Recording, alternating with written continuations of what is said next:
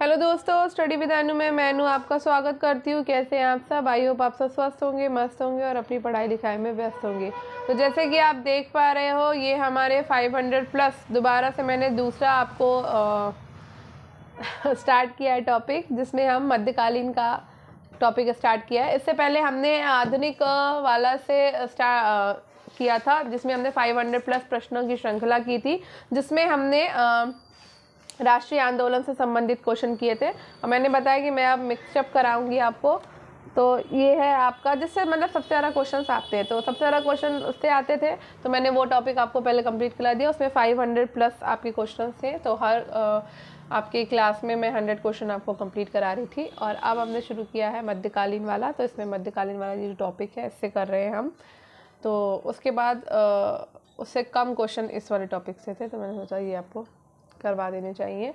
तो चलिए स्टार्ट करते हैं। और ये भी 500 प्लस प्रश्नों की श्रृंखला है, तो जिसमें हम 100 क्वेश्चन कल क्लास में कर चुके हैं। और आज हम 101 से शुरू करेंगे और 200 तक कंप्लीट करेंगे, ठीक है। तो अगर आप मेरे चैनल यानी स्टडी विद अनु में नए हैं, तो स्टडी विद अनु को सब्सक्राइब कर दीजिए और बेल आइकन को कर दीजिए प्रेस, ताकि मेरे द्वारा जितना भी कंटेंट प्रोवाइड कराया जा रहा है वो सारा का सारा आपको ईजिली मिल सके।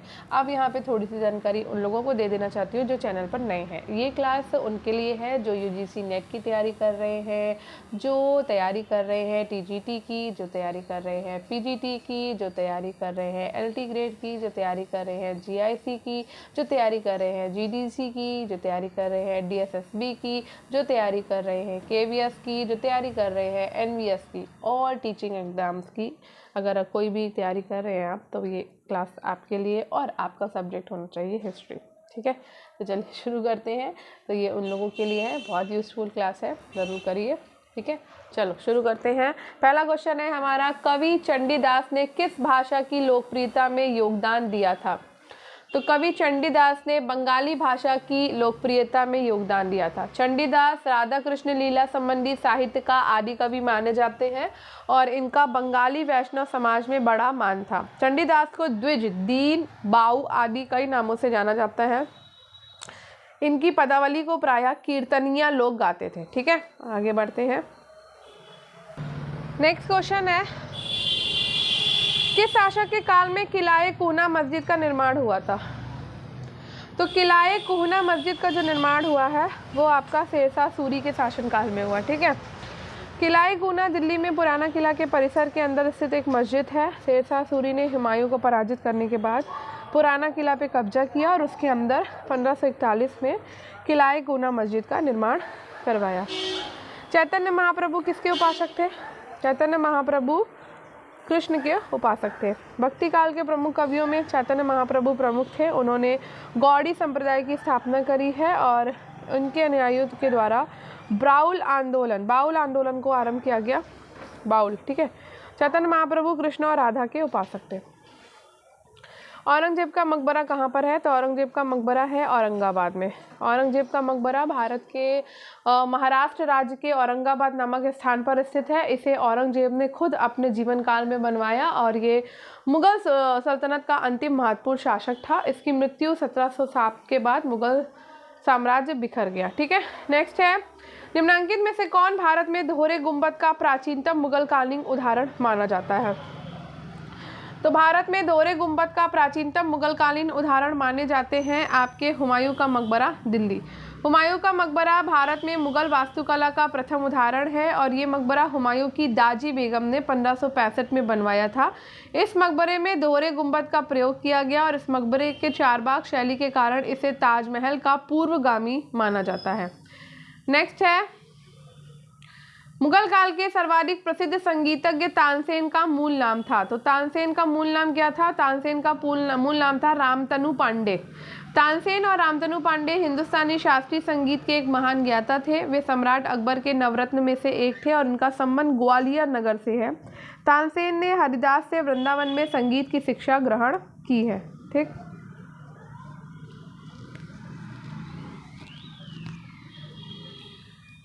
नेक्स्ट है, अकबर के शासनकाल में पंचतंत्र का फारसी अनुवाद किसने किया? तो अकबर के शासनकाल में पंचतंत्र का जो फारसी अनुवाद किया है वो है अबुल फजल ने किया।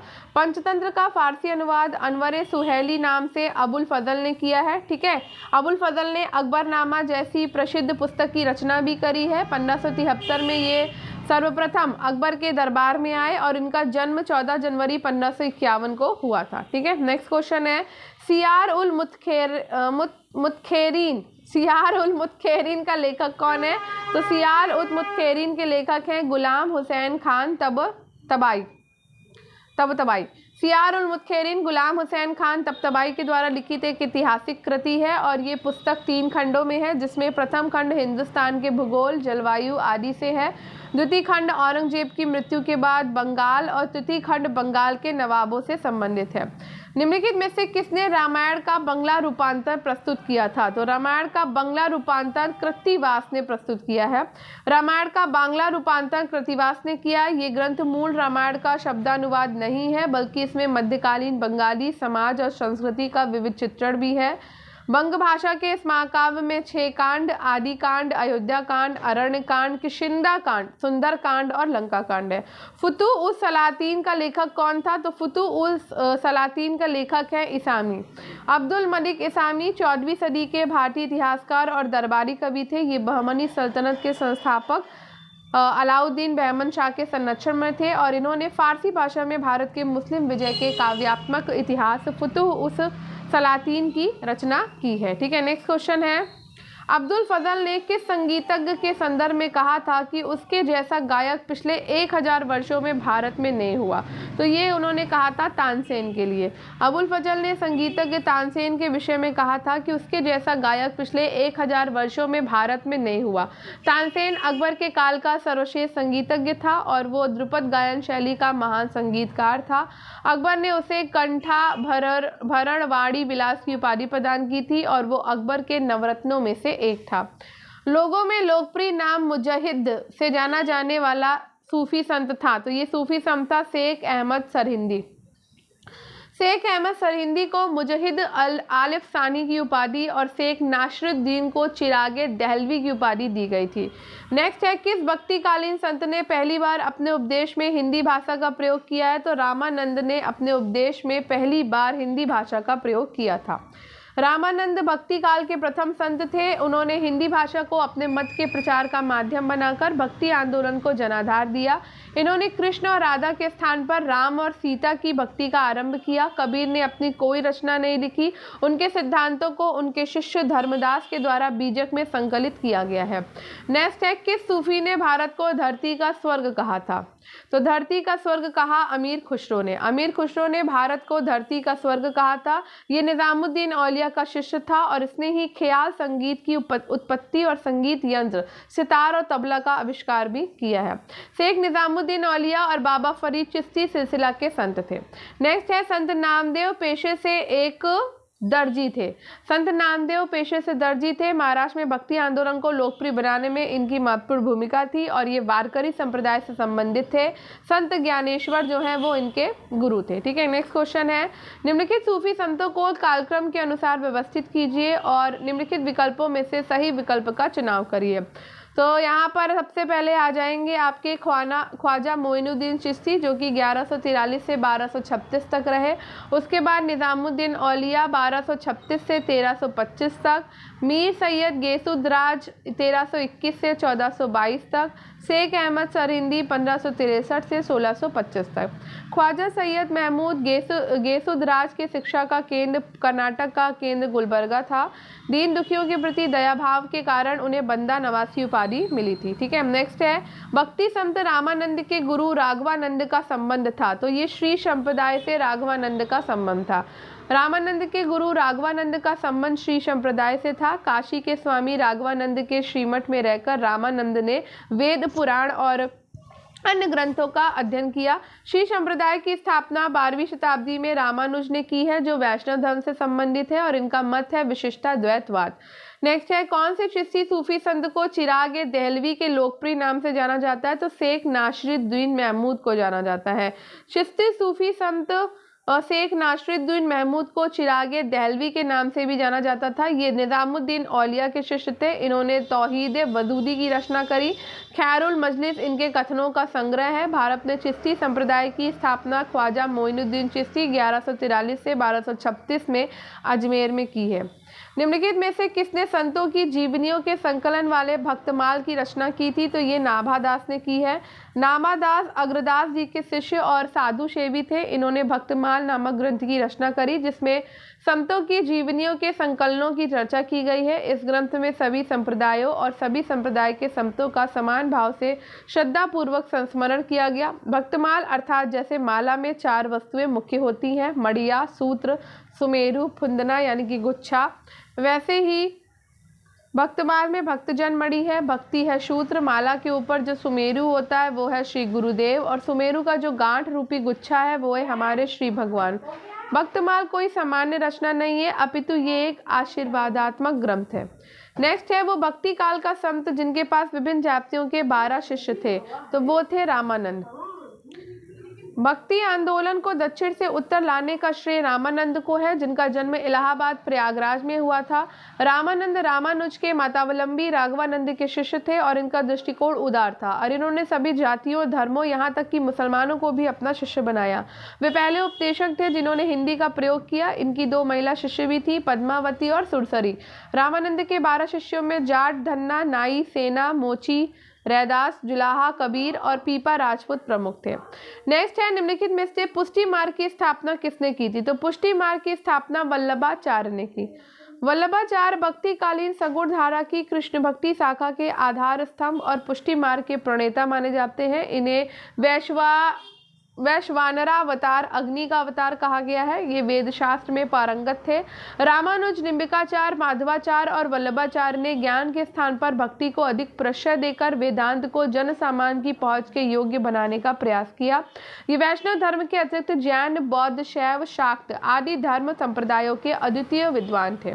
नेक्स्ट है निम्न में से किस सुल्तान के काल में फिरदौसिया सूफियों को उत्पीड़न और प्राणदंड झेलना पड़ा? फिरोज शाह तुगलक के समय में फिरोज की धार्मिक नीति धर्मांधता और अहिष्णुतापूर्ण थी। वो सिया, सूफी, मुनीदियों, महदवियों आदि मुसलमान वर्गों के प्रति भी असहिष्णु था, क्योंकि वो सुन्नी मत का समर्थक नहीं था। इसके काल में फिरदौसियों का विद्रोह हुआ, जिसमें रुकन नामक फिरदौसी नेता को मृत्युदंड भी दे दिया गया। नेक्स्ट है सूफी संत मोइनुद्दीन चिश्ती को कहाँ दफन किया गया है? तो ये दफन किए गए हैं अजमेर में। तो ख्वाजा मोइनुद्दीन चिश्ती 1236 में इनकी मृत्यु होती है, और इनकी मृत्यु के बाद अजमेर में इन्हें दफनाया गया। इनका जन्म था 1143 ईरान के सीस्तान में हुआ। ख्वाजा साहब गरीब नवाज, ख्वाजा अजमेरी और सुल्तान अल हिंद आदि इनकी उपाधियाँ थी। मुनीस अल अरवाज ख्वाजा साहब की आत्मकथा है, जिसका संकलन जहां आरा बेगम ने किया था। नेक्स्ट क्वेश्चन है गुरु गोविंद ने अपना नाम बदलकर गुरु गोविंद सिंह किस घटना के बाद किया है? तो ये इन्होंने पंथ प्यारे के हाथों खांडे का पाहुल ग्रहण करने के बाद किया था। ठीक है, गुरु गोविंद सिंह सिखों के 10वें और अंतिम गुरु थे। इन्होंने ही पाहुल प्रणाली का प्रारंभ किया। इसमें दीक्षित व्यक्ति व खालसा कहा गया है। दीक्षित होने वाले व्यक्ति को पंचकमर धारण करना होता था, जैसे कंघा, कृपाण, कच्छा, कड़ा ग्रहण करना पड़ता था, और के अंत में सिंह शब्द का मतलब नाम के अंत में सिंह शब्द का प्रयोग आरंभ हुआ। 1699 में गुरु गोविंद सिंह ने खालसा पंथ की स्थापना करी और 10वें बादशाह का ग्रंथ नामक एक पूरक ग्रंथ का संकलन किया। नेक्स्ट है बाबर ने तुझके बाबरी में भारत में कितनी जलवायु का वर्णन किया? तो 3 जलवायु का वर्णन किया है। बाबर का जीवन चरित्र तुझके बाबरी अथवा बाबरनामा के नाम से प्रसिद्ध है, जो कि मूल रूप से तुर्की भाषा में है। बाबर ने इसमें भारत में 3 जलवायु होने का वर्णन किया, वर्षा, सर्दी और गर्मी। तीनों ऋतुओं का उसने विस्तृत वर्णन किया है। इसके साथ ही तत्कालीन राजनीतिक, सामाजिक, आर्थिक और सांस्कृतिक जानकारियां भी इसमें उपलब्ध है। नेक्स्ट क्वेश्चन है मध्यकालीन समाज में खल्क शब्द का प्रयोग किया जाता था। तो खल्क शब्द का प्रयोग जनसमूह के लिए किया जाता था। ठीक है, खल्क शब्द का प्रयोग मध्यकालीन भारत में लोगों अथवा जनसमूह के लिए किया जाता था, और इसके अन्य अर्थ हो सकते हैं संसार, जगत या फिर भीड़। बीजक में शिक्षाएं निहित है, तो बीजक में जो शिक्षाएं निहित है वो निहित है कबीर की। ठीक है, बीजक जो है वो कबीर वाणी का प्रमाणिक ग्रंथ कहा जाता है। कबीर ने तो अपने सिद्धांत और उपदेश मौखिक रूप में दिए। कबीर पंथियों और समान पाठकों में बीजक कबीर साहब के सिद्धांतों का मूल ग्रंथ माना जाता है। बीजक में छंदों की कुल संख्या 619 है। रीवा नरेश श्री विश्वनाथ सिंह को टीका के साथ बीजक 1872 से पहले मुद्रित हुआ था। अहमद शाह ने बीजक ऑफ कबीर का अंग्रेजी अनुवाद किया है। निम्नलिखित में से किस पुस्तक की रचना जैन विद्वान हरिभृद्ध सूरी के द्वारा की गई थी? तो समरादित्य कथा की। ठीक है, तो प्रसिद्ध जैन विद्वान हरिभृद्ध सूरी मध्यकाल के प्राकृत लेखक थे। प्राकृत में रचित उनकी सबसे महत्वपूर्ण रचना समरादित्य कथा और धुरत खयामा थी। हरिभृद्ध जैन धर्म में श्वेत संप्रदाय से जुड़े थे। उन्होंने योग पर भी एक पुस्तक योगाधा सुमंत लिखी है। नेक्स्ट है सूची मिलानी है, तो भैया सूची मिला लेते हैं। चलो, तो खूनी दरवाजा कहाँ पर है? खूनी दरवाजा आपका दिल्ली में है। बुलंद दरवाजा फतेहपुर सीकरी में है। लाल दरवाजा अहमदाबाद में है और रूमी दरवाजा आपका लखनऊ में है। ठीक है, सब मिल गए। चलो, अब यहाँ भी सूची मिलानी है। सूची ए से सूची 2 को मिलान कर लेते हैं हम। तो देखो, मिनाजे सिराज जिजानी जो है वो तबकात नासिरी की द्वारा लिखी गई है। कल्याण सिंह आशिक खुलसात उत तवारिक के द्वारा लिखी गई। जियाउद्दीन बरनी ने जो लिखी है वो लिखी है तारीख फिरोज शाही। और शम्स सिराज अफीक ने लिखी है तारीख फिरोज शाही। ठीक है, आगे बढ़ते हैं। तो खुलासात उत तवारीख सुजान राय भंडारी की रचना है जो औरंगजेब के समकालीन थे और ये हिंदुस्तान का आम इतिहास है जो शाहजहां की मृत्यु पर खत्म होता है। यहाँ भी सूची मिलानी भैया हमें। चलो मिला लेते हैं सूची। तो कुव्वतुल इस्लाम मस्जिद कहाँ पर है? हमको सबको पता है, दिल्ली में है। अदीना कहाँ है? अदीना लखनऊ में है। लोटन कहाँ है? पांडुआ में है। और टीले वाली मस्जिद कहाँ है? तो टीले वाली, मैंने गलत मिला दिया, गलत मिल गया। देखो, कुव्वतुल इस्लाम मस्जिद दिल्ली में है। ठीक है, अदीना आपका जो है वो पांडुआ में है। लोटन आपका गौड़ में है और टीले वाली मस्जिद जो है वो लखनऊ में है। ठीक है, तो लोटन जो है वो गौर पश्चिम बंगाल में है। पांडुआ भी पश्चिम बंगाल में है। टीले वाली मस्जिद लखनऊ उत्तर प्रदेश में। अब यहाँ भी सूची 1 से सूची 2 को मिलाना है। जो बीबी का मकबरा है वो रबिया उद्दौरानी का मकबरा है। ताजमहल में मुमताज महल है, उनकी याद में बनवाया गया था। सिकंदरा में अकबर का मकबरा है और गोल गुम्बद मोहम्मद आदिल शाह का है। ठीक है, मिला दे क्या? चलो मिला देते हैं, सारा पता ही था। गोल गुम्बद मोहम्मद आदिल शाह का है। ताजमहल मुमताज महल का है। बीबी का मकबरा रबिया उद्दौरानी का है। सिकंदरा अकबर का है। ठीक है, चलो हो गया। तो मोहम्मद आदिल शाह द्वितीय का मकबरा गोल गुम्बद के नाम से जाना जाता है जो बीजापुर का शासक था। अब फिर से यहाँ पे सूची मिलानी है भैया। चलो मिलाए सूची। चलो सूची मिलाते हैं। चक्रपाणी मिश्रा विश्व वल्लभ। सुरपाल को हम मिलाएंगे वृक्षायुर्वेद से। दारा शिको को मिला देते हैं नुक्सादार फन्नी फलाहत से। और ख्वाजा याशीन को मिला देते हैं दस्तूरे मालगुजारी से। अब देख लेते सही मिला है कि गलत। चक्रपाणी मिश्रा सही मिलाया भाई हम लोगों ने। ठीक है, चलो नेक्स्ट है, भारत में सूफी मत के बारे में निम्न में से कौन सी टिप्पणी सही नहीं है? तो यहाँ पर आपकी बाशरा जो इस्लामिक कानून मानते थे और बेशरा जो इससे बंधे नहीं थे। सूफी घरानों के मोटे तौर पर विभाजित 2 संप्रदाय हैं, तो ये तो भैया सही है। भारत में चिश्ती और सूरावर्दी 2 सबसे प्रमुख सूफी सिलसिले थे, ये भी सही है। चिश्ती दक्षिण भारत में सक्रिय थे जबकि दिल्ली और आसपास के इलाके सूरावर्दियों के क्षेत्र में थे, ये गलत है। खानका में रहने वाले प्रमुख रहस्यवादी ने व्यापक रूप से सिलसिले की रहनुमाई करी, ये सही है। देखो गड़बड़ हो गया। तो देखो, सूफी मत जो है वो इस्लाम धर्म में उदार रहस्यवादी और संश्लेषणात्मक प्रवृत्तियों का प्रतिनिधित्व करने वाली विचारधारा है। और सूफी मत में मुख्यतः चिश्ती और सूरावर्दी जैसे 2 प्रमुख सिलसिले भारत में प्रचलित हुए। चिश्ती भारत, पाकिस्तान और बांग्लादेश में फैले हुए थे और भारत के अजमेर को इन्होंने सर्वप्रथम अपनाया, आध्यात्मिक केंद्र बनाया, जबकि सूरावर्दी सिलसिले का मुख्यालय मुल्तान में था। नेक्स्ट है, मेरी जाति नीची है, मेरे कर्म नीच है और नीच मेरा पेशा है। इस नीची स्थिति से प्रभु ने मुझे उठाया। उपरोक्त पद किस भक्ति संत ने लिखे हैं? तो ये पद लिखे हैं रविदास ने। संत रविदास का जन्म काशी में हुआ था, जिनको रैदास के नाम से जाना जाता है। ये संत रामानंद प्रयागराज के मुख्य शिष्यों में से एक थे। रैदास चर्मकार कुल से होने के कारण जूते बनाने का काम करते थे और इनका प्रसिद्ध कथन था, मन चंगा तो कठौती में गंगा। संत रैदास ने जीवन प्रयत्न समाज में फैली कुरीतियों जैसे कि जात पात के अंत के लिए काम किया है। और इस समुच्चय को चुनिए, तो कौन सा समुच्चय चुनना है हमको? तो जिसके सभी शहरों में सवाई यानी कि जय सिंह सेकंड निर्मित वेदशालाएं हैं। तो वेदशालाएं भैया कहाँ कहाँ पर है? हमको जयपुर पता है, हमको दिल्ली पता है, हमको उज्जैन पता है। इसके अलावा एक जगह और कहाँ पे है? तो एक जगह है आपकी, नहीं जयपुर में नहीं है यार, मथुरा, बनारस, उज्जैन और दिल्ली में। जयपुर में नहीं है, मुझे लगता है जयपुर में भी है, देख लेते हैं। अच्छा, जयपुर में तो है। आमेर शासक सवाई जयसिंह द्वितीय ने 5 वेधशालाएं बनवाई थी। अच्छा, जयपुर में है। तो ये बनवाई थी इन्होंने दिल्ली में कब बनवाई? 724 में, सबसे प्राचीनतम है। उसके बाद जयपुर में 1728 में बनवाई, सबसे बड़ा और सर्वश्रेष्ठ है वेधशाला। उसके बाद उज्जैन में भी है, बनारस में भी बनता। तो आमेर शासक सवाई जयसिंह द्वितीय ने 5 वेधशालाएं बनाई है, दिल्ली, जयपुर, उज्जैन, बनारस और मथुरा, जिसमें से दिल्ली सबसे प्राचीनतम है, 1724 में बनी है, और जयपुर में सबसे बड़ी है और सर्वश्रेष्ठ है, तो वो 1728 में बनी थी। ठीक है, याद रखिएगा, दिल्ली, जयपुर, उज्जैन, बनारस, मथुरा, मुझे भी याद रखना पड़ेगा। चलो आगे बढ़ते हैं। सिख धर्म के संबंध में निम्नलिखित में से कौन से कथन सही है? तो चारों ही सही है, चारों पढ़ेंगे। 1750 के दशक से सिख दल और मिसल समूह अलग अलग प्रमुखों यानी सरदारों के नेतृत्व में अधिक से अधिक शक्तिशाली बन गए, जिन्होंने अत्यंत पेशेवर तरीके से हथियारबंद सैनिक संगठित किए। चक गुरु अमृतसर में वार्षिक सरबत खालसा के आयोजन की प्रथा थी, परंतु आपसी मतभेद के कारण प्रत्येक सरदार ने अपने लिए अलग क्षेत्र के निर्माण का इरादा बनाया।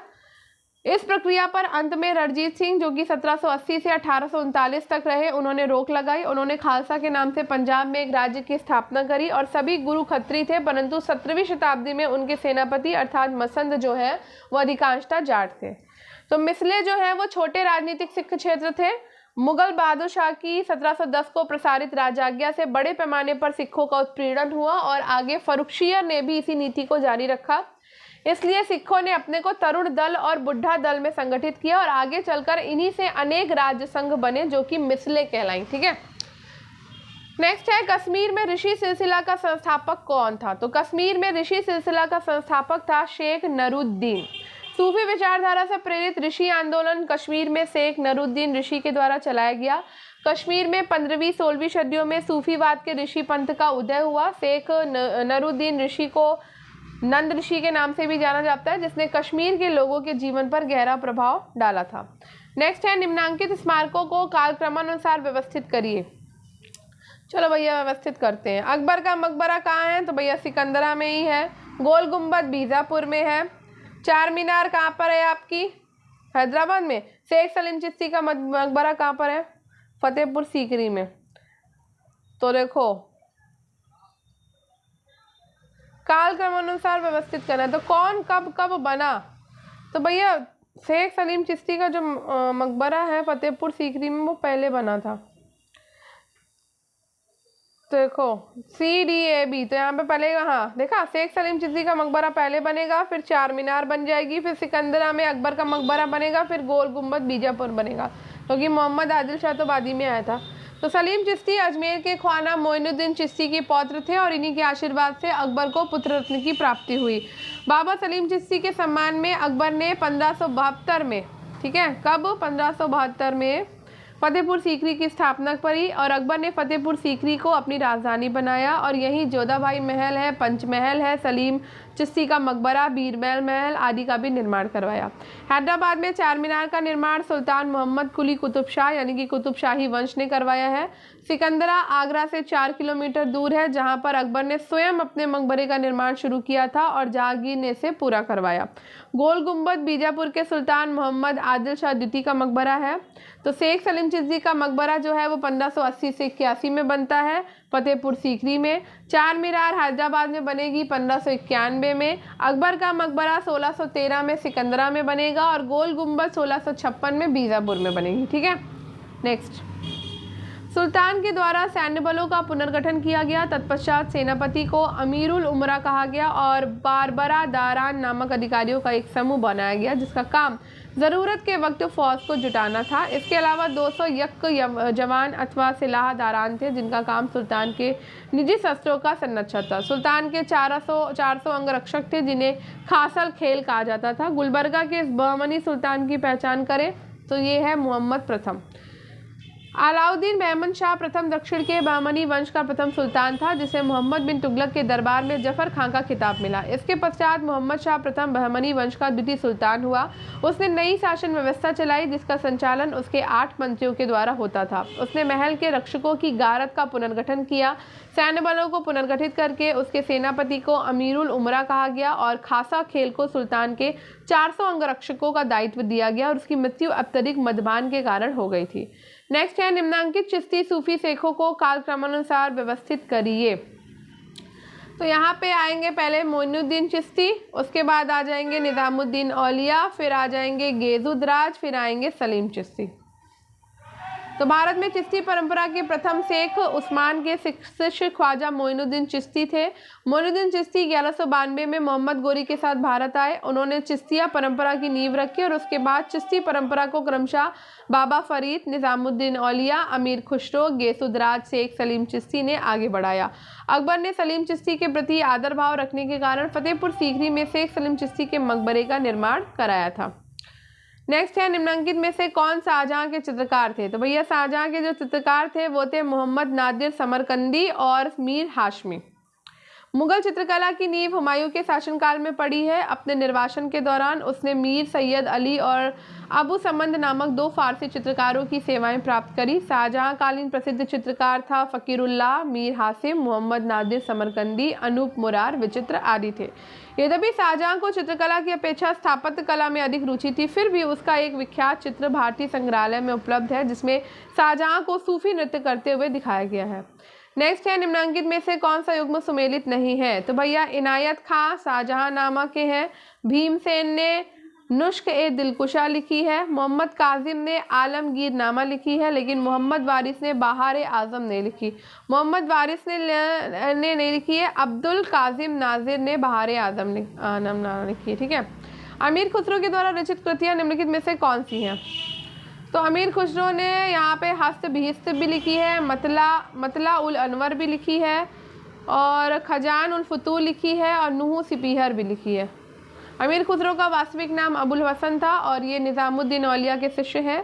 ये खड़ी बोली और के आदि कवि कहे जाते हैं और उनकी प्रमुख कृति जो है वो हस्त बिहिस्त, मतला उल अनवर, खजान उल फतूह, नू सिपीहर, फिफ्ता उल फतूह, किरान उल सादेन, आशिकी, तुगलक नामा, आईने सिकंदरी है। ठीक है। निम्नलिखित कथनों में से कौन सा सही है। तो भैया इसमें कौन सा कथन सही है, ए बी सी। चलो देख लेते हैं। कासिम खान को उनके सैन्य अभियंता के साथ साथ भवन निर्माता के रूप में ख्याति के कारण आगरा किले की इमारत का अधीक्षक चुना गया था। बाद में उसे आगरा किले का गवर्नर बनाया गया और फादर मोसेरान टिप्पणी करते हैं कि उसे सफ़र मैना सैफर की साधारण स्थिति से उक्त उच्च प्रतिष्ठा तक उठाया गया था। तो कासिम खान सब्जवर वर्तमान अफगानिस्तान में मीर मुराद जुवैनी के पुत्र के रूप में विख्यात हुए। मुराद ने जहांगीर के पुत्र शाहजहां को तीरंदाजी सिखाई। इस्लाम खान चिश्ती के शासनकाल में कासिम खान ने पहली बार बंगाल में खजांची यानी कि कोषाध्यक्ष के रूप में काम किया और आगे चलकर मुगल शासक जहांगीर ने उसे आगरा का सूबेदार नियुक्त किया। इसके पूर्व ही सैन्य अभियंता के साथ साथ भवन निर्माता के रूप में ख्याति के कारण आगरा किले की इमारत का अधीक्षक भी चुना गया था। 1628 में शाहजहां ने इन्हें बंगाल का सूबेदार नियुक्त किया। 1583 में अकबर के द्वारा बनाए गए शाही इमारत की देखभाल के लिए नियुक्त 8 व्यक्तियों में ये शामिल नहीं थे। नेक्स्ट है शेख सलीम चिश्ती का दरगाह स्थित है। तो शेख सलीम चिश्ती का दरगाह है फतेहपुर सीकरी में। शेख सलीम चिश्ती की दरगाह आगरा जिले में फतेहपुर सीकरी में जामा मस्जिद के भीतर स्थित है। 1572 में अकबर ने गुजरात विजय के साथ इस क्षेत्र को विजित करके इसका नाम फतेहपुर सीकरी रखा। अकबर ने इस दरगाह का निर्माण 1580 से 81 में करवाया था। निम्नलिखित को उनकी निर्माण तिथि के क्रम में व्यवस्थित कीजिए और नीचे दिए गए कूट का प्रयोग कर सही उत्तर का चयन करिए। ये है आपका सबसे पहले कुतुब मीनार बन गया है भैया। उसके बाद बना है आगरा का किला, फिर बन गया दिल्ली का लाल किला, फिर बना ताजमहल। ठीक, कैसे बना देखो। कुतुब मीनार आपका कुतुबुद्दीन ऐबक के टाइम पे बना है। ठीक है, 1199 से में शुरू हुआ और 1231-32 में कंप्लीट हो गया। आगरा का किला 1565 में बना। दिल्ली का लाल किला 1638 से 48 के बीच में बना है। ताजमहल आपका 1631 से 53 के बीच में बना। निम्नलिखित वक्तव्यों में से कौन सा सही है?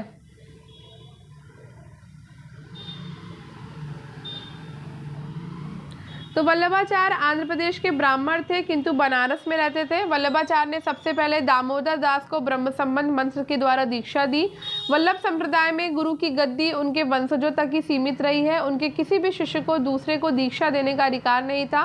वल्लभ के अनुसार ब्रह्म की प्रकृति को प्रस्तुत करने की दो अलग अलग रीतियाँ पूर्व मीमांसा और उत्तर मीमांसा है और गीता एक सच्चा शास्त्र है। ठीक है, 15वीं-16वीं शताब्दी में भक्ति आंदोलन अपनी पूर्णता को प्राप्त किया। ये आंदोलन हिंदुओं का सुधारवादी आंदोलन था। भक्ति आंदोलन के प्रमुख संतों में वल्लभाचार्य का महत्वपूर्ण स्थान है। ये वैष्णव धर्म के कृष्णमार्गी शाखा के दूसरे महान संत थे। ये आंध्र प्रदेश के ब्राह्मण थे किंतु ये बनारस में रहते थे। वल्लभाचार्य शुद्धाद्वैत में विश्वास करते थे। इन्होंने अनेक धार्मिक ग्रंथ लिखे जिनमें सुबोधनी और सिद्धांत रहस्य अत्यंत प्रसिद्ध है। वल्लभाचार्य का दर्शन एक व्यक्तित्व और प्रेममयी ईश्वर की अवधारणा पर केंद्रित है। वे पुष्टि मार्ग और भक्ति मार्ग में विश्वास करते थे। निम्नलिखित में से कौन सी पुस्तक अमीर खुसरो की रचना नहीं है? तो ये है आपकी गुनियात अल मुनिया। गुनियात अल मुनिया साहब सरमदी की रचना है और ये पाशियन थे। एजाज़े खुशरवी, नूह सिपेहर, किरान उस साबदेन, ये तीनों अमीर खुसरो की रचना है। महाभारत के फारसी में अनुवाद के लिए मुल्ला अहमद को कश्मीर के निम्नलिखित सुल्तानों में से किसने अधिकृत किया? तो ये सुल्तान जैनुल आबदीन ने किया है। महाभारत के फारसी में अनुवाद के लिए मुल्ला अहमद को कश्मीर के सुल्तान जैनुल आबदीन ने अधिकृत किया था। सुल्तान जैनुल आबदीन ने शिकायतनामा ग्रंथ की रचना करी। वो कुतुब उपनाम से फारसी में कविताएं लिखता था और उसकी उदार नीति के कारण उसे कश्मीर का अकबर भी कहा जाता है। आबदीन ने अकबर से पहले जजिया कर को समाप्त कर दिया था और सती प्रथा पर प्रतिबंध लगाया था। नेक्स्ट है जैन कल्पसूत्र की सबसे प्राचीन चित्रकारी निम्नलिखित में से किन क्षेत्रों से संबंधित थी? तो जैन कल्पसूत्र की प्राचीन चित्रकारी मालवा और गुजरात से संबंधित है। जैन ग्रंथ कल्पसूत्र मालवा और गुजरात से संबंधित है। कल्पसूत्र नामक जैन ग्रंथ में तीर्थंकरों के जीवन चरित्र वर्णित है। भद्रबाहु इसके रचयिता माने जाते हैं। नेक्स्ट है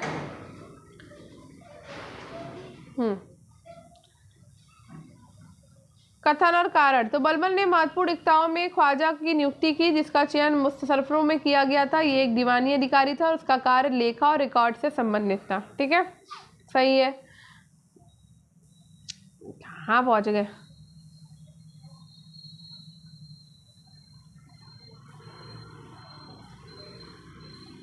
मेरा वजीर की अनुशंसा पर सुल्तान के द्वारा पता नहीं क्या लिखा हुआ है। एक अधिकारी की नियुक्ति राजस्व बांटने पर पैनी दृष्टि और मुक्ताओं की गतिविधियों पर नियंत्रण को दर्शाती। तो ए और आर दोनों सही है और आर एक ही सही व्याख्या करता है।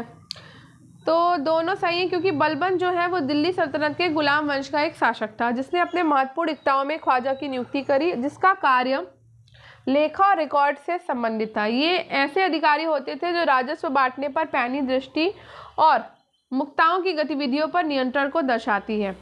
नेक्स्ट है कबीर की रचनाओं के संबंध में निम्नलिखित में से कौन से व्यक्तित्व सही हैं? तो ये आपका सही है।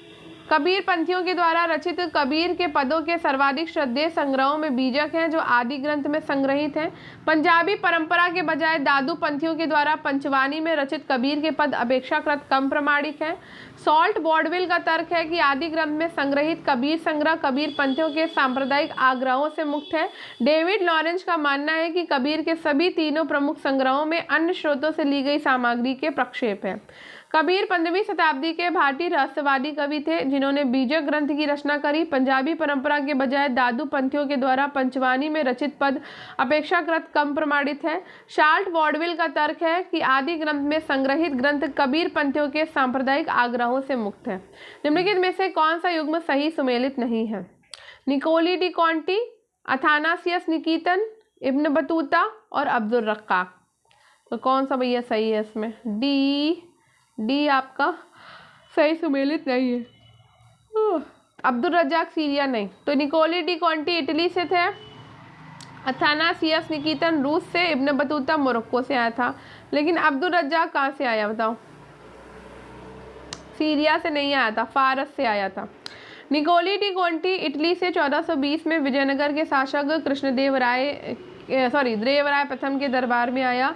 वो इटली का रहने वाला था, जबकि अथानासियस निकितन रूस का रहने वाला था। वो बहमनी शासक मोहम्मद टीटी के शासनकाल में आया।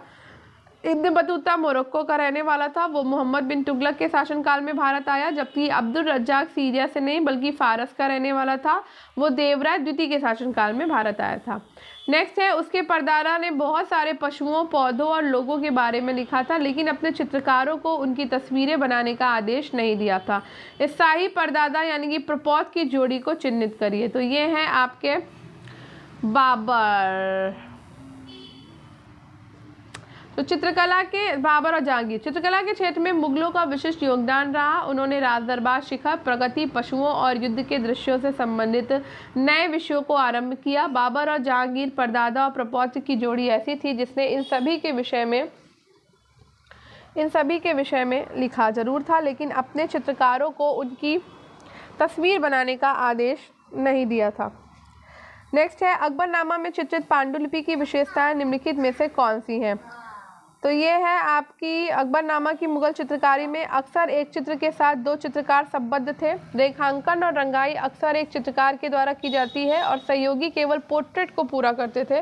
कुछ खास चित्रों में रेखांकन, रंगाई और पोर्ट्रेट तीन भिन्न चित्रकारों के द्वारा किया गया है। अकबरनामा अबुल फजल के द्वारा लिखी गई है और इसे फारसी भाषा में लिखा गया। अकबरनामा की मुगल चित्रकारी में अक्सर एक चित्र के साथ दो चित्रकार संबद्ध थे और मुगल कालीन चित्रकारी में रंगाई तथा रेखांकन अक्सर एक चित्रकार के द्वारा की जाती थी। सहयोगी केवल पोर्ट्रेट को पूरा करते थे, लेकिन कुछ खास चित्रों में रेखांकन, रंगाई और पोर्ट्रेट तीन भिन्न चित्रकारों के द्वारा किया जाता है और ऐसा अबुल फजल ने अकबरनामा में चित्रित पांडुलिपि में लिखा है। नेक्स्ट है, निम्नलिखित चित्रकारों में से कौन से जहांगीर के दरबार में थे? तो जहांगीर के दरबार में कौन कौन था? अब्दुल समद, अब्दुल हसन, उस्ताद मुंसर या फिर मीर सैयद अली। तो इसके दरबार में उस्ताद मंसूर, और मंसूर को नाम से जाना जाता था। मुगल दरबार का एक प्रसिद्ध चित्रकार था। मुगल बादशाह जहांगीर ने उसे संरक्षण प्रदान किया। जहांगीर ने मंसूर को नादिरे अस्र की उपाधि दी थी। अबुल हसन भी जहांगीर के दरबार में सर्वाधिक प्रसिद्ध चित्रकार था, जिसे बादशाह ने नादिर उस जमा की उपाधि से विभूषित किया। अबुल हसन के द्वारा चिनार के वृक्ष का चित्र बनाया हुआ गिलहरी का चित्र उसे जहांगीर विशेष पसंद करता था। निम्नलिखित स्मारकों को कालक्रमानुसार व्यवस्थित कीजिए। तो भैया देखो, ये है चार मीनार, हुमायूं का मकबरा, शेरशाह सूरी का मकबरा। तो ये सबसे पहले बना शेरशाह सूरी का मकबरा सासाराम में, ठीक है, 45 में। फिर उसके बाद में हुमायूं का मकबरा बनता है दिल्ली में, क्योंकि पहले शेरशाह सूरी मरेगा, उसके बाद हुमायूं मरेगा, ठीक। फिर उसके बाद में चार मीनार हैदराबाद में बनती है। फिर गोल गुंबद बीजापुर में बनेगा, बीजापुर में। तो शेरशाह सूरी का मकबरा सासाराम में है, जो कि शेरशाह ने अपने जीवन काल में बनवाया था। कनिंगम ने इसे ताजमहल से श्रेष्ठ माना है। ये मकबरा अष्टकोणी है।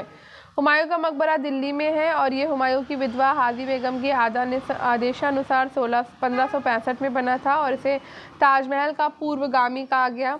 चार मीनार भारतीय राज्य आंध्र प्रदेश की राजधानी हैदराबाद की सबसे प्रसिद्ध और महत्वपूर्ण स्मारक है। मोहम्मद कुली कुतुब शाह ने इसे 1591 में बनवाया था। गोल गुंबद बीजापुर के सुल्तान मोहम्मद आदिल शाह द्वितीय का मकबरा है। फारसी वास्तुकार दाबुल के आकूत के द्वारा 1556 में से बनवाया गया था। नेक्स्ट है, दिल्ली के निम्नलिखित नगरों के नामों पर विचार करें।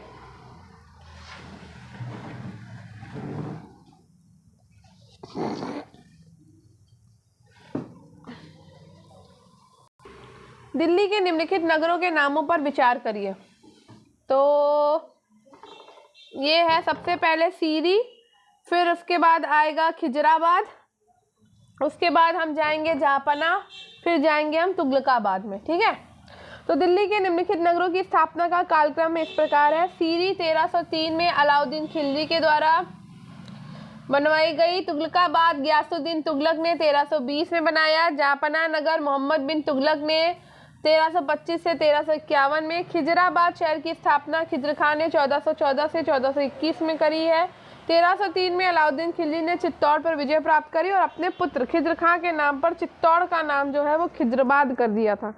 ठीक, चलो आगे बढ़ते हैं। निम्नलिखित में से किन चित्रकारों के बारे में जहांगीर की मान्यता थी कि अपने विशिष्ट क्षेत्र में उनका कोई प्रतिस्पर्धी नहीं था? मेरे हिसाब तो मंसूर होगा, मंसूर। तो यहाँ पे पहला और तीसरा, ठीक है। तो यहाँ पे अबुल हसन है, सॉरी कहाँ गया, अबुल हसन, ठीक है, रुस्तार मंसूर, यही दोनों है। तो जहांगीर के समय दो सर्वोत्कृष्ट चित्रकार उस्ताद मंसूर और अबुल हसन थे। मंसूर पशु पक्षी विशेषज्ञ था जिसे नादिर अल उस्त्र की उपाधि, अबुल हसन व्यक्ति चित्र में सिद्धार्थ थे और उसे नादिर उज्जमा की उपाधि प्रदान की थी। कथन कहता है कि मध्यकाल में संगीत पर संस्कृत में लिखी गई अनेक पुस्तकों का फारसी में अनुवाद किया गया। कारण कहता है कि आरंभिक चिश्ती सूफी संत संगीत सभाओं जिन्हें समा कहा गया के शौकीन थे। तो देखो ए और आर दोनों सही है और आर ए की सही व्याख्या नहीं है। तो अमीर खुसरो को भारतीय संगीत में अनेक फारसी और अरबी तत्वों के समावेश का श्रेय दिया जाता है, जिनमें कव्वाली और तराना जैसी गायकी के नए रूप सम्मिलित है। सुल्तान हुसैन शर्की जो जौनपुर का शासक था, संगीत के क्षेत्र में अग्रणी था। संगीत में उसकी महत्वपूर्ण देन ख्याल की गायकी है। सिकंदर लोधी ने संगीत पर लज़्ज़त सिकंदर शाही की रचना करी और संगीत पर पहला भारतीय रचना है। अबुल फजल ने 36 संगीतकारों की तालिका देता है और इस प्रकार मध्यकाल में अनेक संस्कृत ग्रंथों का फारसी में अनुवाद किया गया। आरंभिक सूफियों ने संगीत समा से बहुत प्रेम था, वे समा द्वारा ईश्वर की आराधना करते थे। नेक्स्ट है, कथन कहता है कि शाहजहां के शासनकाल में संगीत एवं नृत्य कलाएं अपनी चरम सीमा तक पहुंच गई थी। कारण कहता है कि वो कलाओं एवं साहित्य का संरक्षक था। तो ये ए सत्य है, लेकिन आर आपका सही है। अकबर के संगीत संरक्षण के संबंध में अबुल फजल लिखता है कि बादशाह सलामत संगीत की ओर बड़ा ध्यान देते थे और उन सब लोगों को संरक्षण प्रदान करते थे जो मोहक कला का अभ्यास करते थे। उनके दरबार में अनेक संगीतकार थे, जिनमें हिंदू, ईरानी, तुरानी, कश्मीरी, स्त्री और पुरुष कलाकार थे। शाहजहां के काल में उतना संगीत का विकास नहीं हुआ जितना कि अकबर के शासनकाल में हुआ। अबुल फजल के अनुसार अकबर अपने दरबार में 36 गायकों राजस्व दिया था। तानसेन और बाज बहादुर उनमें सर्वाधिक प्रसिद्ध थे। अकबर के समय में ध्रुपद गायन प्रचलित थे। शाहजहां स्वयं बहुत अच्छा गायक था। शाहजहां के काल के संगीतज्ञ लाल खां, खुशहाल खां और विश्राम खां। शाहजहां ने लाल खां को गुड़ समुंदर की उपाधि दी थी और अकबर के काल को संगीत का चरमोत्कृष्ट काल कहा जाता है। नेक्स्ट है, सुल्तानगढ़ी किसका मकबरा था? तो सुल्तानगढ़ी मकबरा था नसरुद्दीन महमूद का। नसरुद्दीन महमूद जो है वो इल्तुतमिश का पुत्र था। ठीक है, तो सुल्तानगढ़ी का मकबरा इल्तुतमिश के ज्येष्ठ पुत्र, देखो लिखा है यहाँ पे, नसरुद्दीन का मकबरा है जो सुल्तानगढ़ी के नाम से प्रसिद्ध है। इसका निर्माण इल्तुतमिश ने 1231 में करवाया और इसका मध्य कक्ष अष्टपहला यानी कि 8 कोना वाला गुंबद है और चारों कोनों पर बुर्जियां निर्मित हैं। इसके स्तंभों की शैली हिंदू है और मेहराबों का प्रयोग है जो कि मुस्लिम शैली का एक अंग है। इल्तुतमिश को भारतीय मकबरा शैली का जनक कहा जाता है। किसको? इल्तुतमिश को। और ये भारत में बनने वाला पहला मकबरा था। तो अगर पूछा जाए कि भारत में बनने वाला पहला मकबरा कौन सा था तो हम जवाब देंगे कि नसरुद्दीन महमूद का जो मकबरा है वो भारत में बनने वाला पहला मकबरा है। और अगर पूछा जाए कि भारतीय मकबरा शैली का जनक किसे कहा जाता है तो ये कहा जाता है इल्तुतमिश को। और इसने कौन सा मकबरा बनवाया? तो नसरुद्दीन महमूद का मकबरा बनवाया जो उसका पुत्र था। ठीक है, कब? 1231 में। चलो, सूफी शब्दावली और अर्थ को जो है हम मिलान करेंगे। ठीक है, चलो मिलाते हैं। देखो, फुतूह कहा जाता है बिन मांगा दान को। ठीक, खानका कहा जाता है सूफी खानका को। बरकत कहते हैं एक सूफी की आध्यात्मिक पवित्रता को और मलफूज कहते हैं सूफी संत के वार्तालाप को। ठीक हो गया। और समा कहते हैं सूफी संगीत समागम को। अब यहाँ पे पुस्तक और लेखक मिलानी है। चलो, गुलशन इब्राहिमी है मोहम्मद कासिम फरिश्ता की पुस्तक। बसातीन उस्ल लातीन है आपकी गुलाम मर्तुजा की पुस्तक। क्या मिला दिया मैंने? गुलशन इब्राहिमी है मोहम्मद कासिम फरिश्ता की पुस्तक। बसातीन उस लातीन है गुलाम मुर्तजा की पुस्तक। फुतवाते आदिल शाही है फजून अस्तराबादी की पुस्तक। नुस्खाए दिलकुशा है भीमसेन की पुस्तक।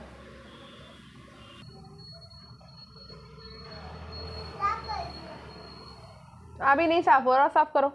सूफी शब्दावली और अर्थ की बात कर लेते हैं। देखो, और हमारे डिस्टर्बेंस के लिए हमारे नवाबजादे आ चुके हैं, बीच बीच में बोलते रहेंगे, इसलिए इनको इग्नोर मारिएगा। चलिए, फुतू जो है, फुतू का अर्थ होता है ऐच्छिक दान, ठीक है। समा का क्या अर्थ होता है? सूफी संगीत समागम। बरकत का क्या अर्थ होता है? सूफी द्वारा अर्जित आध्यात्मिक शोभा। और मलफूज का अर्थ होता है सूफी संतों के वार्तालाप। ठीक, आगे बढ़ते हैं। निम्नलिखित कथनों पर विचार करें। तो यहाँ पे आंसर हो जाएगा डी में 4 और सेकंड और 4 पढ़ना, तब बस हम उतना ही पढ़ेंगे। शोर नहीं मचाओ। गुरु नानक जैन मुनियों के प्रति उदार थे और अपने जीवन काल के अंतिम वर्ष गुरु नानक ने आगे पता नहीं क्या लिखा है, चलो नीचे पढ़ लेते हैं। गुरु नानक का जन्म 15 अप्रैल 1469 को तलवंडी पंजाब में हुआ। नानक सभी प्रमुख समकालीन धर्मों में विश्वास रखते थे। हिंदू मुस्लिम धर्म के प्रति विशेष रुचि थी। गुरु नानक जैन मुनियों के प्रति उदार स्वभाव नहीं रखते थे। उन्होंने अपने जीवन काल के अंतिम 15 वर्ष करतारपुर में व्यतीत किए और यहीं पर 22 सितंबर 1539 को उनकी मृत्यु हो गई और गुरु हरगोबिंद सिंह ने कश्मीर में कीरतपुर नगर की स्थापना की थी। ठीक है, नेक्स्ट है, ये किसका कथन है कि एक स्त्री के लिए सबसे उत्तम स्थान पर्दा या कब्र है? तो ये कथन है बदायूनी का। बहुत बढ़िया कथन है। तो इनका एक स्त्री के लिए सबसे उत्तम स्थान पर्दा या कब्र है, ये कथन बदायूनी का है। बदायूनी अकबर के दरबार में नियुक्त विद्वान थे। उन्होंने मुंतखब उत तवारीख की रचना करी है। संस्कृत ग्रंथों में महाभारत, रामायण, राष्ट्ररंगिणी, सिंहासन बत्तीसी आदि का उसने फारसी में अनुवाद किया।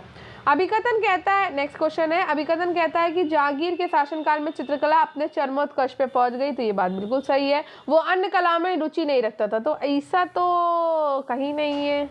तो आर गलत होगा आपका और ए सही होगा। तो वो मुगल काल में हुमायूं ने चित्रकला के जिस बीज का रोपण किया वो जहांगीर के काल में अपने चरमोत्कर्ष पे पहुंच गई थी, क्योंकि जहांगीर स्वयं चित्रकला में पारंगत था और उसने आगरा में अकारिजा की अध्यक्षता में चित्रशाला की शुरुआत की थी तथा उसे वास्तुकला और अन्य कलाओं में भी रुचि थी। नेक्स्ट कथन है, गुरु अमरदास ने अपने उत्तराधिकारी की नियुक्ति में पुरानी प्रथा को अपनाया। कारण कहता है कि उन्होंने अपने उत्तराधिकारी के रूप में गुरु का पद अपने दामाद रामदास और उनके वंशजों को प्रदान करने का निश्चय किया। इस प्रकार गुरु के पद को वंशानुगत बनाया। शांत रहो, किसने बनाया? तो ये ए आपका गलत है, नहीं पहनो, और आर आपका सही है। गुरु अमरदास सिखों के तीसरे गुरु थे। उन्होंने अपने उत्तराधिकारी की नियुक्ति में पुरानी प्रथा को अपनाया। ये कथन गलत है, जबकि कारण बिल्कुल सही है, क्योंकि उनका उत्तराधिकारी उनका दामाद रामदास को बनाया और उनके वंशजों को प्रदान करने का निश्चय किया। गुरु अमरदास को उनके लंगर परंपरा के विस्तार के लिए जाना जाता है। नेक्स्ट है, सरहिंद आक्रमण के बाद बंदा बहादुर ने पातशाह की उपाधि धारण करी, एक नया कैलेंडर आरंभ किया और किन गुरुओं के नाम वाले सिक्के जारी किए? तो ये किए थे गुरु नानक और गुरु गोविंद सिंह ने। बंदा बहादुर प्रसिद्ध सिख सैनिक और राजनीतिक नेता थे। वे भारत के मुगल शासकों के खिलाफ युद्ध छेड़ने वाले पहले सिख सैन्य प्रमुख थे और सरहिंद आक्रमण के बाद बंदा बहादुर ने पातशाह की उपाधि धारण करी, एक नया कैलेंडर आरंभ किया और सिखों के पहले गुरु गुरु नानक और 10वें गुरु गोविंद सिंह के नाम से सिक्के जारी किए। नेक्स्ट है, शहर दूर से आकर्षक लगते हैं परंतु अंदर प्रवेश करते ही सारी भव्यता संकीर्ण गलियों और भीड़ की हड़बड़ी में खो जाती है। मुगलकालीन भारत के शहरों के बारे में उपरोक्त टिप्पणी किसके द्वारा की गई थी? तो ये की गई थी फादर मोसेरात के द्वारा। फादर मोसेरात अकबर के निमंत्रण पर इबादत खाना में होने वाली धर्म चर्चाओं में भाग लेने के लिए 1578 में आया। अकबर ने उसे शहजादा मुराद का शिक्षक नियुक्त किया था। उसने अपने यात्रा वृतांत में अकबर के चरित्र और व्यक्तित्व, मुगल दरबार और मांडू, मूरत, दिल्ली, लाहौर, ग्वालियर आदि नगरों का वर्णन किया है। पीटर मुंडी शाहजहां के समय में आया और उसने तत्कालीन अकाल का वर्णन किया। टर्मिनियर भी शाहजहां के समय आया था और उसने 6 बार भारत की यात्रा करी, शांत रहो, तथा लगभग संपूर्ण भारत में फादर मोशेराम अकबर के निमंत्रण पर इबादत खाना में होने वाली धर्म चर्चाओं में भाग लेने के लिए 1578 में आया। अकबर ने उसे शहजादा मुराद का शिक्षक नियुक्त किया था। उसने अपने यात्रा वृत्तांत में अकबर के चरित्र और व्यक्तित्व, मुगल दरबार और मांडू, सूरत, दिल्ली, लाहौर, ग्वालियर आदि नगरों का वर्णन किया। पीटर मुंडी शाहजहां के समय में आया और उसने तत्कालीन अकाल का वर्णन किया। टर्नियर भी शाहजहां के समय आया था। उसने 6 बार भारत की यात्रा करी और लगभग संपूर्ण भारत में भ्रमण किया। सर थॉमस रो इंग्लैंड के सम्राट जेम्स प्रथम का दूत बनकर 1615 में जहांगीर के काल में आया था। नेक्स्ट क्वेश्चन, अमीर खुसरो से संबंधित निम्नलिखित कथनों पर विचार करिए। अरे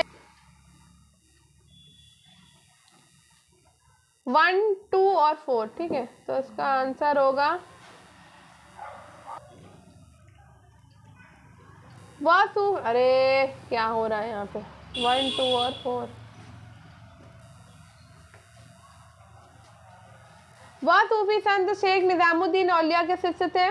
ये कहा जाता है कि उन्होंने संगीत पर अनेक पुस्तकें लिखी और संगीत वाद्य सितार उनका आविष्कार माना जाता है।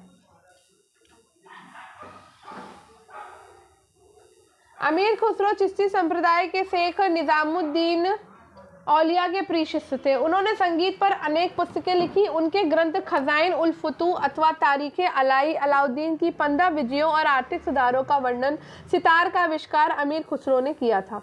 नेक्स्ट है, दिल्ली के किस सुल्तान ने कुतुब मीनार की मरम्मत करवाई, परित्यक्त हौज खास की सफाई करवाई और उसके किनारे पर एक आकर्षक मदरसे का निर्माण करवाया? यह हुआ है फिरोज तुगलक।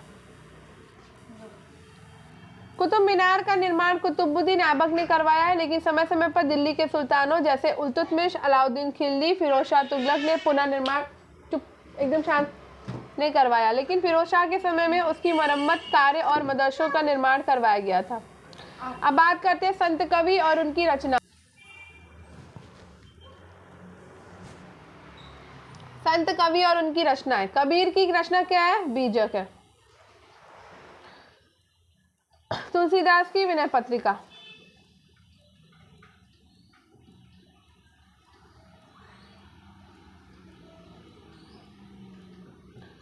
सूरदास की है भ्रमर गीत और एकनाथ की है भावार्थ रामायण। ठीक हो गई।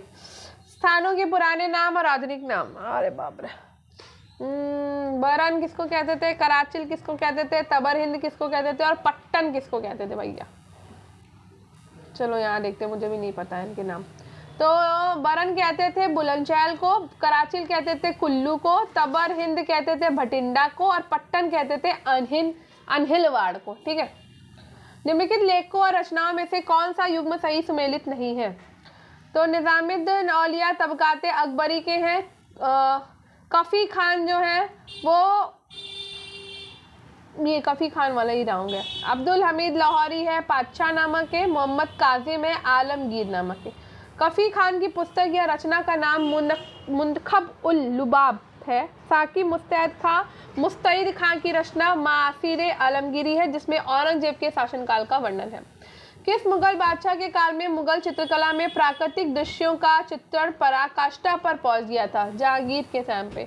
जहांगीर कला प्रेमी था, वो यूरोपियन चित्रकला से प्रभावित था। उसने ब्रिटिश महारानी की 43 चित्र उपहार स्वरूप भेजे।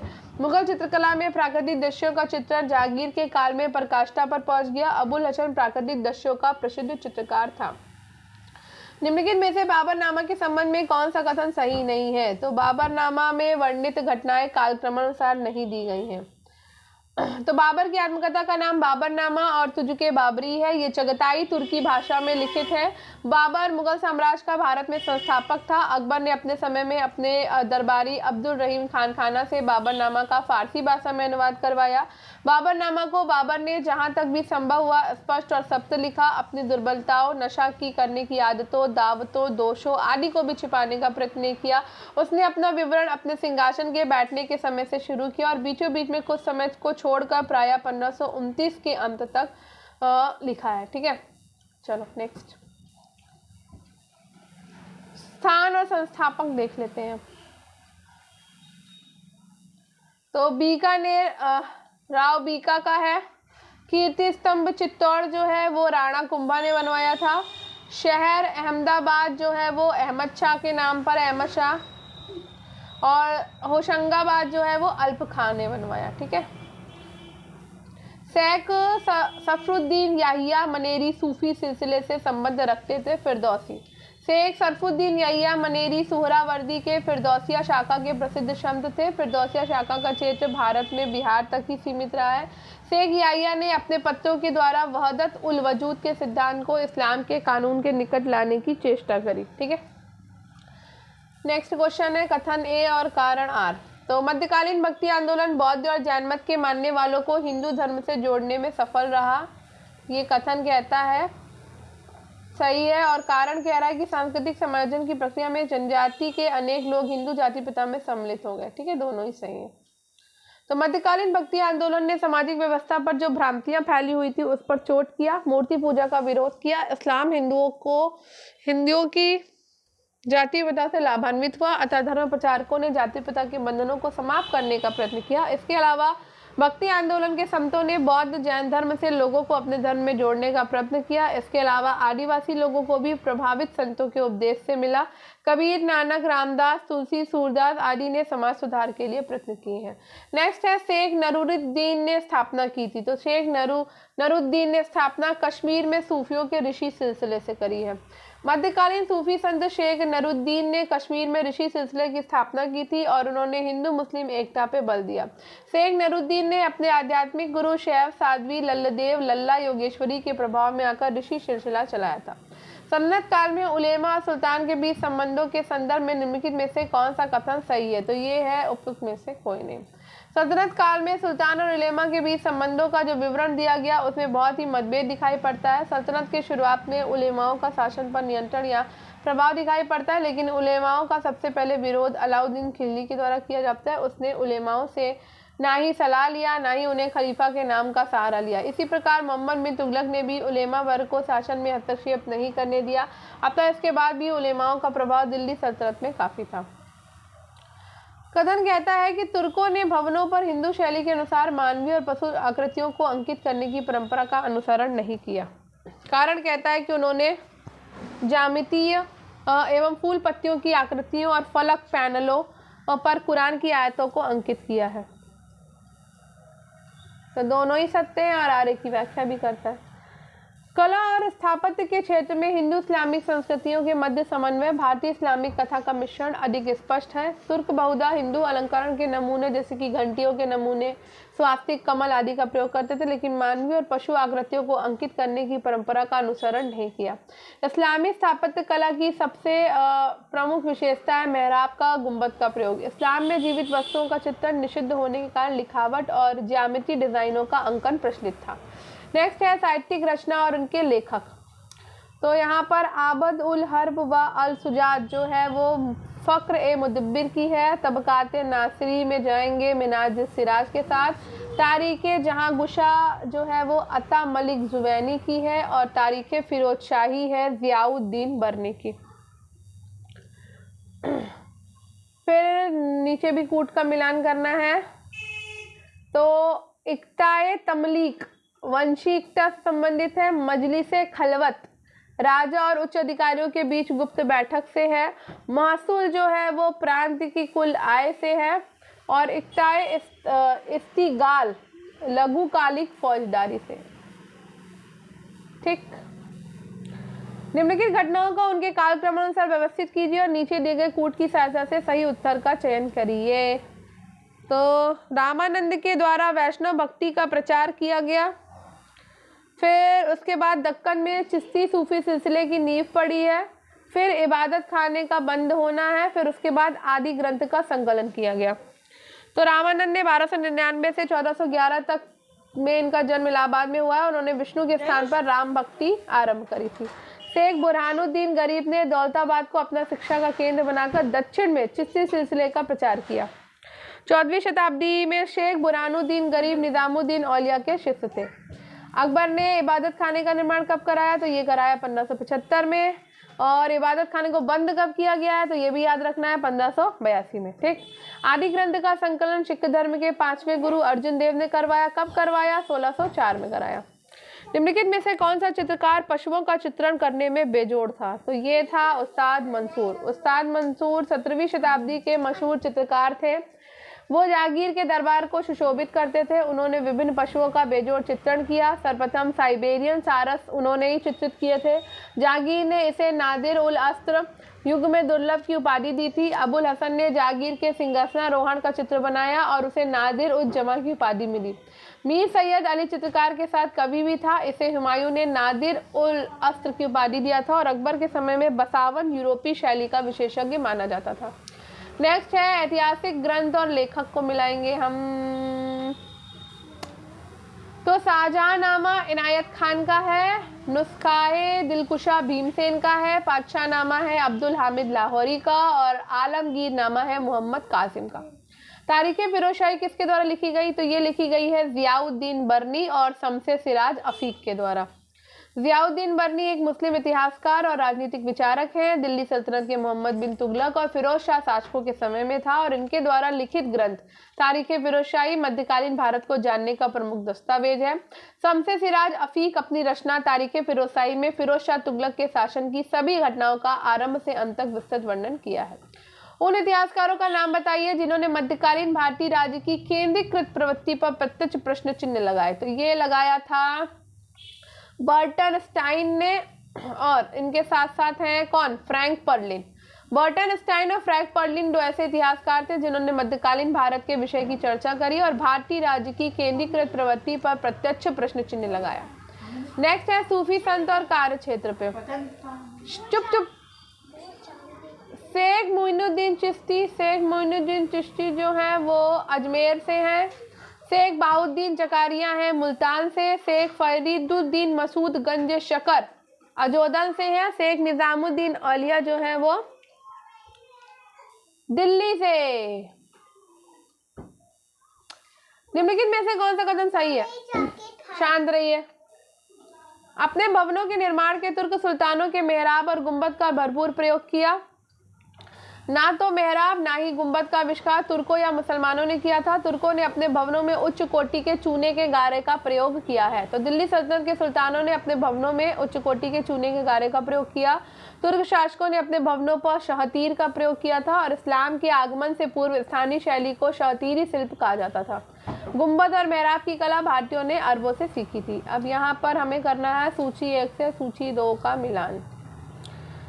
यहाँ पे है क्या क्या? यहाँ पर है इजारा। तो इजारा भूमि होती क्या थी? देखो, इजारा भूमि होती थी लगान को ठेके पर देने की प्रथा, उसको हम इजारा कहते थे। ठीक है। हासिल क्या था? हासिल मुगलों के अंतर्गत भूमि लगान की जो वास्तविक वसूली थी वो हासिल थी।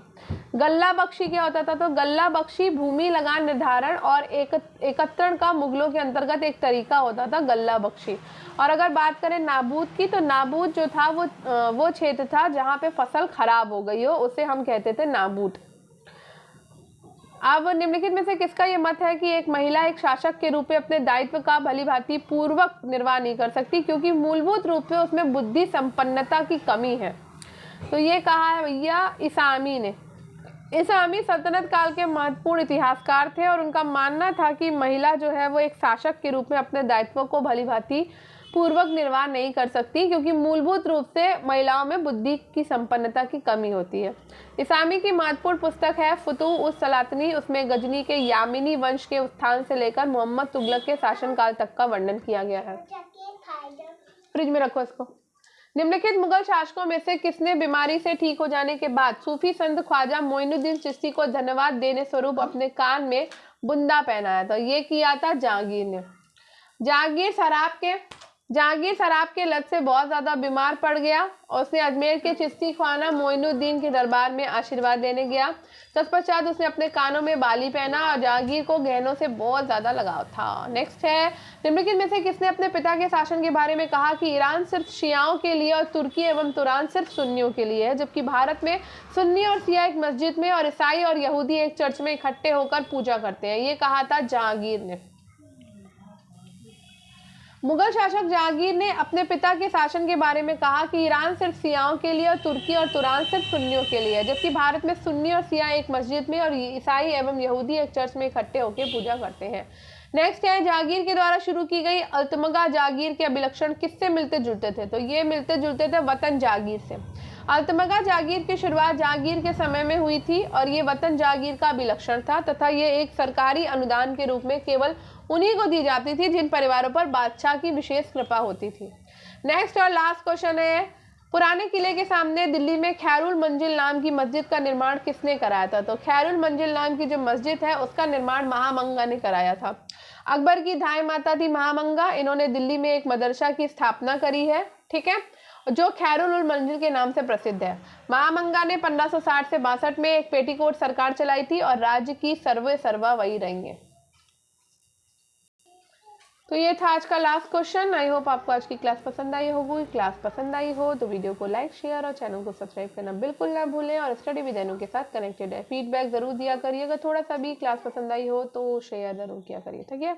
मिलते हैं कल, और कल हम 201 नंबर क्वेश्चन से शुरू करेंगे और 300 तक करेंगे। तो रोज 100 क्वेश्चन का टारगेट है, 100 क्वेश्चन करेंगे और इसमें आपके 500 प्लस क्वेश्चन है। जैसे कि 500 प्लस राष्ट्रीय आंदोलन में थे, उसमें 561 क्वेश्चन थे और हमने 6 क्लासेस करी हैं। इसमें हम 5 ही क्लासेस करेंगे क्योंकि 500 से थोड़ा सा प्लस है, तो ये हम 5 क्लासेस में कंप्लीट हो जाएगा। तो ऑलरेडी 2 क्लासेस हो गई हैं आपकी इसकी, कल हम तीसरी क्लास करेंगे। तो मिलते हैं कल, तब तक के लिए बाय बाय। फास्ट चल रही हूँ तो बता दीजिए, स्लो हो जाऊँगी, स्लो चल रही हूँ तो फास्ट हो जाऊँगी, ठीक है। क्लास कैसी लगती है ज़रूर बताइएगा।